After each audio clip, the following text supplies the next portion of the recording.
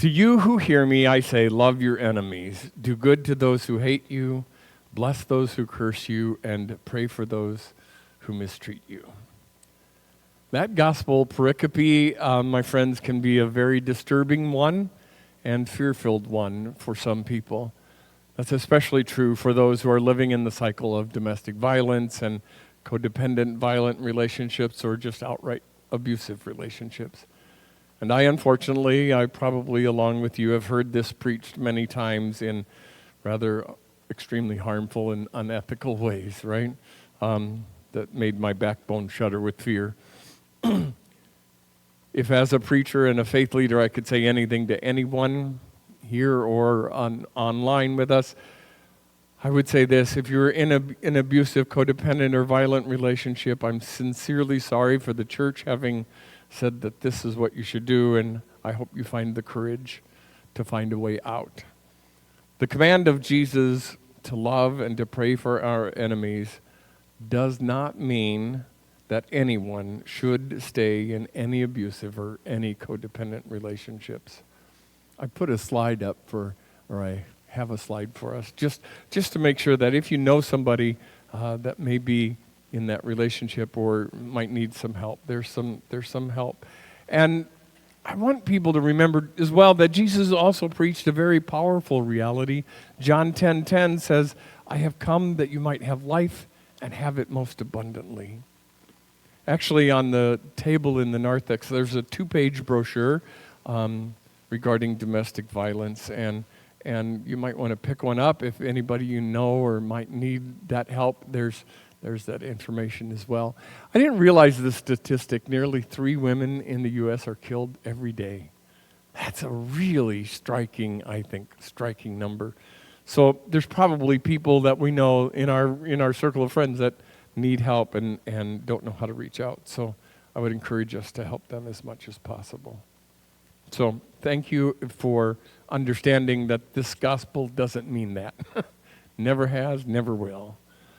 The command to love our enemies is actually unique to the Christian tradition. Our Buddhist and Baha'i brothers and sisters, they have in their faith tradition that we should treat all with respect and all with love. But no other faith tradition has the explicit command that we must love our enemies. We're the only ones that have that.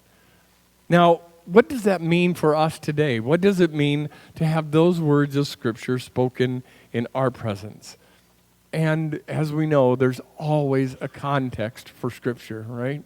It's never spoken in a vacuum. It was written at a time in history and at a very specific time in history. So there's probably something behind what Jesus says and how he says it, actually. There's historical, there's literary conditions and considerations, and if we don't pay attention to those, we can really misinterpret Scripture, right? So you have to really dig and really study a little bit. So I'm going to share with you just one example that biblical historians and biblical linguistic scholars share about this one particular pericope. And I'm only going to share one example of it. There was slavery in the days of Jesus, right? And there was slavery even because of the Roman occupation.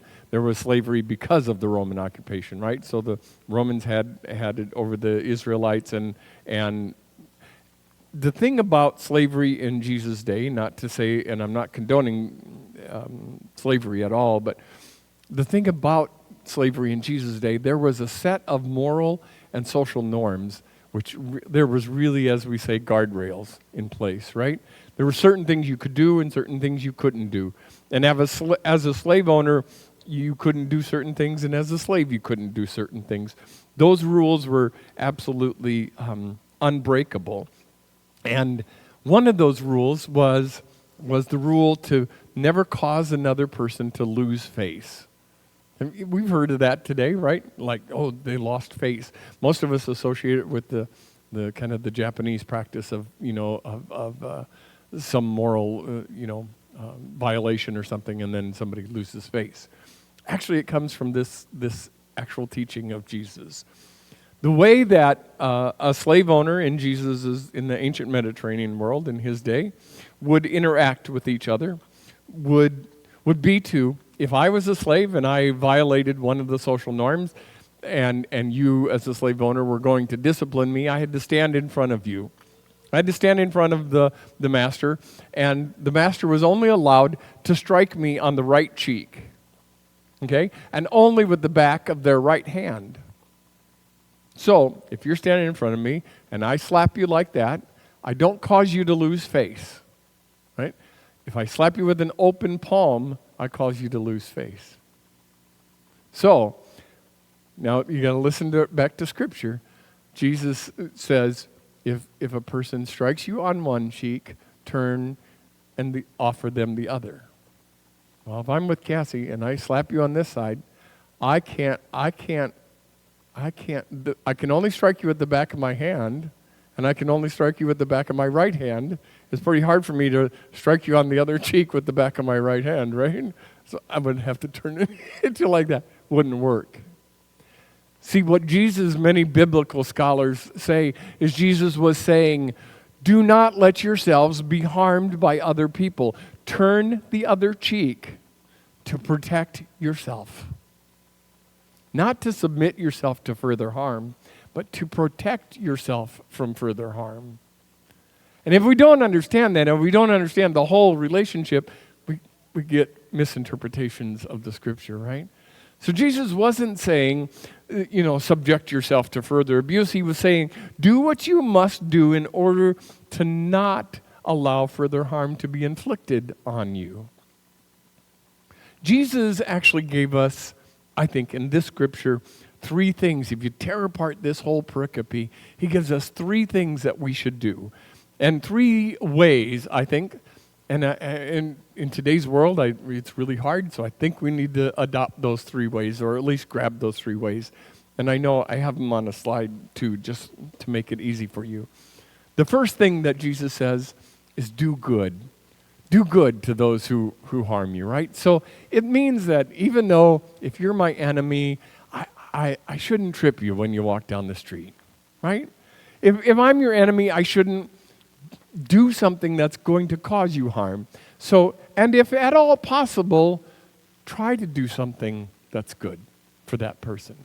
I may not like you a lot. In fact, I may really despise you. But as a Christian, my fundamental call, is to try to do good to you. There's a thing we have in recovery circles, because one of the things that we say is that we're ready to, or we try to make amends with those we've harmed or those who have harmed us. And sometimes you can't be there, right? Sometimes it's just really hard to get there.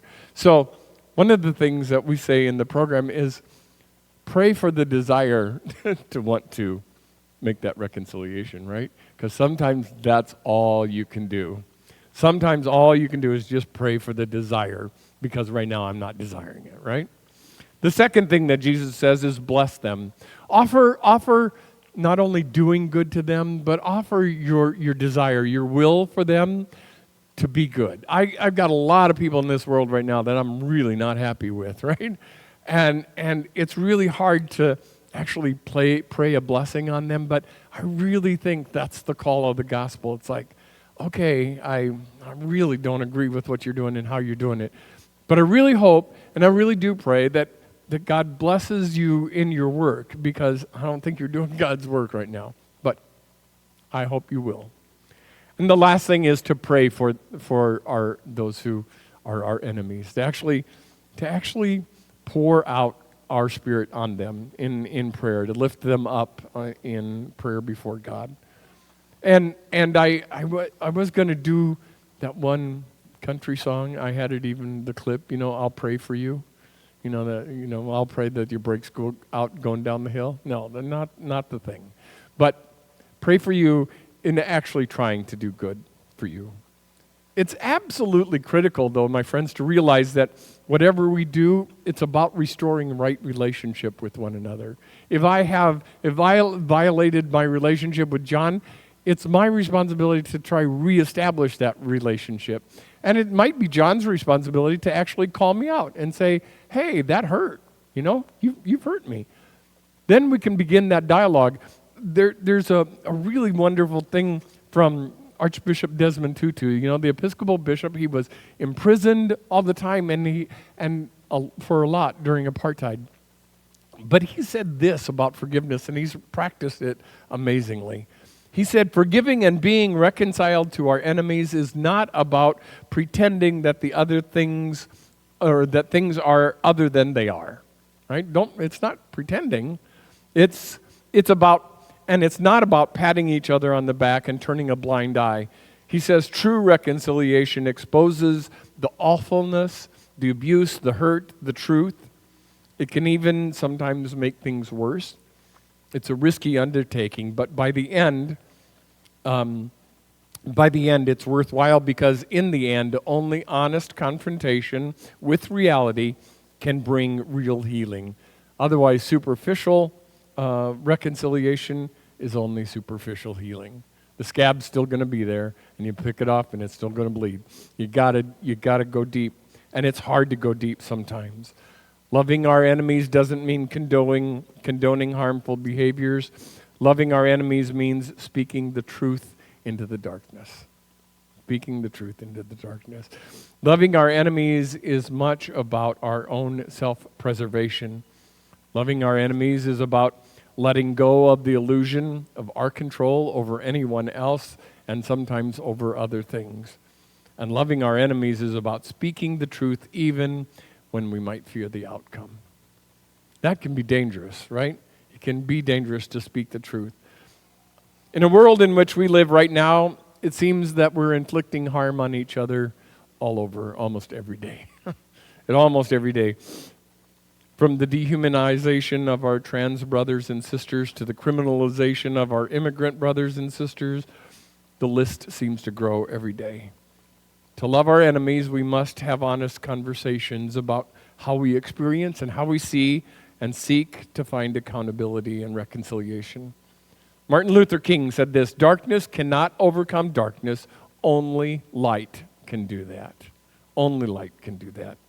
He said, the chain reaction of evil is that hate begets hate, and wars produce more wars, and that cycle must be broken or will be plunged into the dark abyss of self-annihilation. So behind and being and becoming a loving person who reflects the love of God that we know deep well within us, that's our call. We need to be mindful of our emotions. We need to practice loving kindness, even saying to ourselves, may I be happy, because sometimes I'm not, right? Keeping our enemies, the hatred and the suffering, keep all of that in perspective. Living a life of love is not an easy task. When we choose to love, we disempower hate, we demolish fear, and we eliminate suffering in our politics, our culture, our society, and our minds. When we live a life that's characterized by love, we activate compassion and we activate mercy in our lives. That, my friends, is what I believe is truly living the gospel out loud.